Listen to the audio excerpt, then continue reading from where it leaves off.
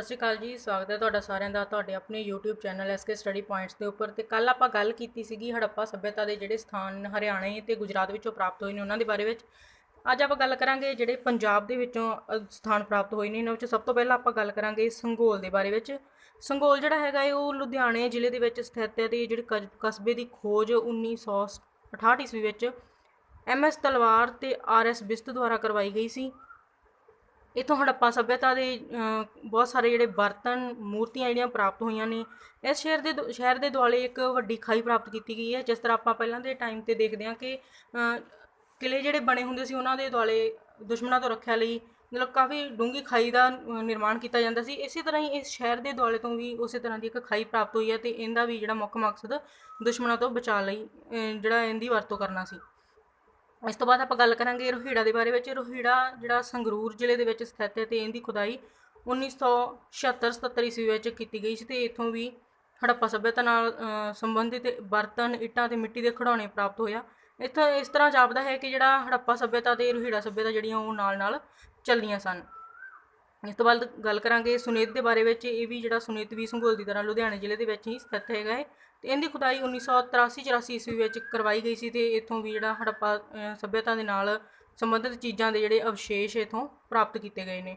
तो जोड़ा हड़प्पा के आखिरी काल नाल संबंधित मन्निया जाता है। इस तो बाद आप गल करांगे कोटला निहंखां के बारे में। जोड़ा कोटला निहंखा है वो रोपड़ जिले के स्थित है। तो इसकी खुदाई 1953 ईस्वी में YD शर्मा द्वारा करवाई गई सी। ते इत्थों भी जोड़ा बर्तन औजार मोहरां ते गहने जोड़े आ हड़प्पा सभ्यता के नाल जोड़े मिलते जुलते प्राप्त हुए हैं। इस तो बाद आप गल करांगे बनावली की। बनावली हरियाणा प्रांत के हिसार जिले के जोड़ा स्थित है। इसकी खुदाई 1973 में RS बिस्त के द्वारा करवाई गई सी। ते इत्थों भी जोड़ा औजार मोहरां गहने ते मूर्तियां जोड़ियां वो प्राप्त हुई ने हड़प्पा सभ्यता के नाल मिलदियां जुलदियां।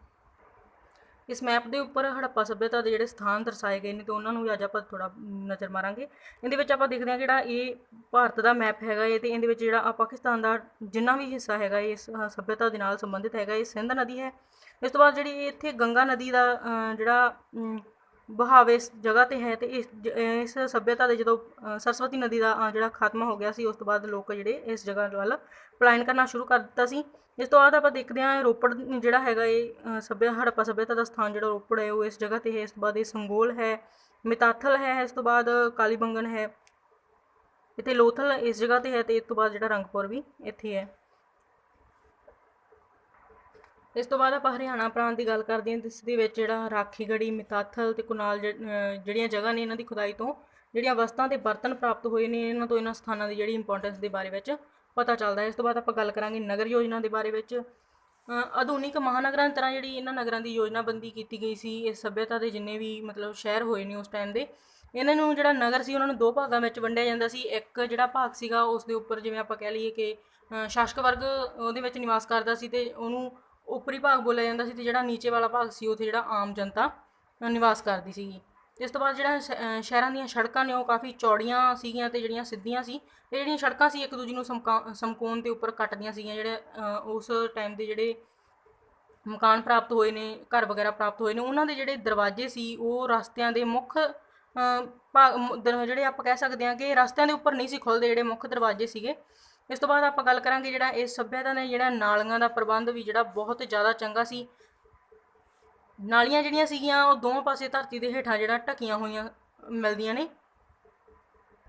जिवें कि आप देखते हैं कि गली के दोवें पासे मकान होंगे ने उस तरह जो नालियां भी दोवें पासे ही होणगियां।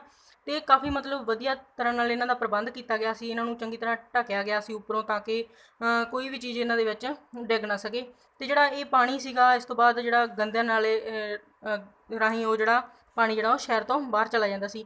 इस तो बाद जिहड़ा मकान आ वो पक्कियां इट्टां दे ते लकड़ी दे बने हुए मिलते हैं। तो मकानां दे विच जिहड़ा काफ़ी घੱਟ मात्रा विच पत्थरां दी वरतों की जाती सी। मकानां दे विच जिहड़े काफ़ी कमरे भी मिले जिन्हां दे विच जिहड़े मकान ने वो 5-5 कमरिਆਂ वाले भी मौजूद हैं। तो उस तो बाद जिहड़े छोटे मकान ने वो 2 कमरिਆਂ वाले भी सन। हरेक मकान दे विच जिहड़ा रसोई घर मौजूद सी। ते इस दे नाल ही जिहड़ा इशनान घर भी मौजूद सी। जिहड़े वड्डे मकान ने वो 2 मंजिले भी प्राप्त होए ने। ते इन्हां दे विच जिहड़ा एक बेड़ा ते खूह जिहड़ा वो मौजूद हुंदा सीगा। घर दीयां जिहड़ियां नालियां बाहर गली दीयां ਜਿਹੜੀਆਂ ਧਰਤੀ ਹੇਠਲੀਆਂ ਨਾਲੀਆਂ ਸੀ ਉਹਨਾਂ ਦੇ ਨਾਲ ਜੋੜੀਆਂ ਜਾਂਦੀਆਂ ਸੀਗੀਆਂ। ਇਸ ਤੋਂ ਬਾਅਦ ਜਿਹੜਾ ਹੜੱਪਾ ਸੱਭਿਅਤਾ ਦੇ ਇਸ ਤੋਂ ਮਤਲਬ ਵੱਡੇ ਸਾਰਵਜਨਿਕ ਭਵਨ ਵੀ ਪ੍ਰਾਪਤ ਹੋਏ ਨੇ ਕਈ ਸਥਾਨਾਂ 'ਤੇ। ਜਿਵੇਂ ਆਪਾਂ ਮੋਹਨਜੋਦੜੋ ਦੀ ਗੱਲ ਕਰ ਸਕਦੇ ਹਾਂ, ਇਹਦੇ ਵਿੱਚ ਇੱਕ ਵੱਡਾ ਖੰਭਿਆਂ ਵਾਲਾ ਭਵਨ ਵੀ ਪ੍ਰਾਪਤ ਹੋਇਆ ਹੈ। ਇਹਨਾਂ ਦੀ ਵਰਤੋਂ ਜਿਹੜੀ ਆ ਧਾਰਮਿਕ ਕੰਮਾਂ ਲਈ ਜਾਂ ਜਨ ਸਭਾਵਾਂ ਦੇ ਲਈ ਕੀਤੀ ਜਾਂਦੀ ਸੀ। ਇਸ ਤੋਂ ਬਾਅਦ ਆਪਾਂ ਗੱਲ ਕਰਾਂਗੇ ਗੁਜਰਾਤ ਦੇ ਵਿੱਚ ਲੋਥਲ ਦੀ। ਇਸਥੋਂ ਇੱਕ ਬਹੁਤ ਮਤਲਬ ਬੰਦਰਗਾਹ ਪ੍ਰਾਪਤ ਹੋਈ ਹੈ ਜਿਹਦੀ ਵਰਤੋਂ ਵਪਾਰ ਦੇ ਲਈ ਜਾਂ ਜਿਹੜੇ ਜਹਾਜ਼ ਹੁੰਦੇ ਸੀ ਉਹਨਾਂ ਨੂੰ ਖੜਾ ਕਰਨ ਦੇ ਲਈ ਕੀਤੀ ਜਾਂਦੀ ਸੀਗੀ। ਇਸ ਤੋਂ ਬਾਅਦ ਆਪਾਂ ਦੇਖਾਂਗੇ ਇਸ਼ਨਾਨ ਘਰ ਹੈ ਜਿਹੜਾ ਹੜੱਪਾ ਮੋਹਨਜੋਦੜੋ ਦੇ ਵਿੱਚ ਪ੍ਰਾਪਤ ਕੀਤਾ ਗਿਆ ਹੈ। ਇਹ ਜਿਹੜਾ ਇਸ਼ਨਾਨ ਘਰ ਹੈਗਾ ਇਹਦੀ ਵਰਤੋਂ ਧਾਰਮਿਕ ਇਸ਼ਨਾਨਾਂ ਦੇ ਲਈ ਕੀਤੀ ਜਾਂਦੀ ਸੀ। ਜਿਹੜੇ ਹਵਨ ਵਗੈਰਾ ਕਰਨ ਤੋਂ ਪਹਿਲਾਂ ਜਿਹੜੇ ਇਸ਼ਨਾਨ ਕੀਤੇ ਜਾਂਦੇ ਸੀ ਉਹਨਾਂ ਦੇ ਲਈ ਇਹਦੀ ਵਰਤੋਂ ਕੀਤੀ ਜਾਂਦੀ ਸੀਗੀ। ਇਹ ਜਿਹੜਾ ਭਵਨ ਹੈ ਇਸ਼ਨਾਨ ਘਰ ਹੈਗਾ ਇਹ 39 ਫੁੱਟ ਲੰਬਾ, 23 ਫੁੱਟ ਚੌੜਾ ਅਤੇ 8 ਫੁੱਟ ਡੂੰਘਾ ਹੈਗਾ ਹੈ। ਅਤੇ ਇਸ ਤੋਂ ਬਾਅਦ ਇਹਦੇ ਨਾਲ ਕਮਰੇ ਵੀ ਜਿਹੜੇ ਅਟੈਚ ਸੀਗੇ, ਇਹ ਉਹਨਾਂ ਦੇ ਖੰਡਰ ਨੇ, ਆਪਾਂ ਦੇਖ ਸਕਦੇ ਹਾਂ। ਇਸ ਤੋਂ ਬਾਅਦ ਜਿਹੜਾ ਇਹਦੇ ਵਿੱਚ ਨਾਲ ਹੀ ਇੱਕ ਖੂਹ ਦਾ ਵੀ ਪ੍ਰਬੰਧ ਸੀ ਜਿਹਦੇ ਵਿੱਚੋਂ ਇਹਦੇ ਵਿੱਚ ਪਾਣੀ ਭਰਿਆ ਜਾਂਦਾ ਸੀ ਅਤੇ ਗੰਦੇ ਪਾਣੀ ਦੇ ਨਿਕਾਸ ਲਈ ਜਿਹੜਾ ਨਾਲਾ ਵਗੈਰਾ ਬਣਾਇਆ ਗਿਆ ਸੀ। ਉਸ ਤੋਂ ਬਾਅਦ ਆਪਾਂ ਗੱਲ ਕਰਾਂਗੇ ਸਮਾਜਿਕ ਜੀਵਨ ਦੇ ਬਾਰੇ ਵਿੱਚ। ਹੜੱਪਾ ਸੱਭਿਅਤਾ ਇੱਕ ਸ਼ਹਿਰੀ ਨਾਗਰਿਕ ਸੱਭਿਅਤਾ ਹੋਣ ਦੇ ਕਾਰਨ ਜਿਹੜਾ ਸਮਾਜ ਇੱਥੋਂ ਦਾ ਜਿਹੜਾ ਬਹੁਤ ਜ਼ਿਆਦਾ ਵਿਕਸਿਤ ਸੀਗਾ। ਇੱਥੇ ਕਣਕ, ਜਵਾਰ, ਚਾਵਲ, ਦਾਲਾਂ, ਫਲ, ਸਬਜ਼ੀਆਂ ਅਤੇ ਦੁੱਧ ਆਦਿ ਲੋਕਾਂ ਦੇ ਭੋਜਨ ਦੇ ਮੁੱਖ ਪਦਾਰਥ ਸੀਗੇ। ਇਸ ਤੋਂ ਬਾਅਦ ਲੋਕ ਜਿਹੜੇ ਮਾਸਾਹਾਰੀ ਵੀ ਹੁੰਦੇ ਸੀ ਅਤੇ ਨਾਲ ਜਿਹੜਾ ਮੱਛੀਆਂ ਫੜਨ ਵਾਲੇ ਕਾਂਟੇ ਵੀ ਇੱਥੋਂ ਜਿਹੜੇ ਆ ਖੋਜਾਂ ਵਿੱਚ ਪ੍ਰਾਪਤ ਕੀਤੇ ਗਏ ਨੇ, ਜਿਨ੍ਹਾਂ ਤੋਂ ਪਤਾ ਲੱਗਦਾ ਹੈ ਕਿ ਮੱਛੀ ਦੀ ਵੀ ਲੋਕਾਂ ਦੇ ਜਿਹੜਾ ਭੋਜਨ ਦਾ ਅੰਗ ਸੀ। ਇਸ ਤੋਂ ਬਾਅਦ ਲੋਕਾਂ ਦੁਆਰਾ ਸੂਤੀ ਅਤੇ ਊਨੀ ਦੋਵੇਂ ਤਰ੍ਹਾਂ ਦੇ ਕੱਪੜੇ ਪਹਿਨੇ ਜਾਂਦੇ ਸੀ। ਇਸਤਰੀਆਂ ਘੱਗਰਾ ਅਤੇ ਚੋਲੀ ਦੀ ਵਰਤੋਂ ਕਰਦੀਆਂ ਸਨ, ਜਦਕਿ ਜਿਹੜੇ ਮਰਦ ਨੇ ਉਹ ਧੋਤੀ ਅਤੇ ਉੱਪਰਲੇ ਭਾਗ 'ਤੇ ਸ਼ਾਲ ਲਪੇਟਦੇ ਸੀ ਅਤੇ ਮੋਢੇ ਦੇ ਉੱਪਰ ਸੱਜੀ ਬਾਂਹ 'ਤੇ ਹੇਠਾਂ ਜਿਹੜਾ ਕੱਪੜਾ ਜਿਹੜਾ ਲਪੇਟਿਆ ਜਾਂਦਾ ਸੀ। ਮਰਦ ਅਤੇ ਇਸਤਰੀਆਂ ਦੋਵੇਂ ਗਹਿਣੇ ਪਾਉਣ ਦੇ ਸ਼ੌਕੀਨ ਸੀਗੇ।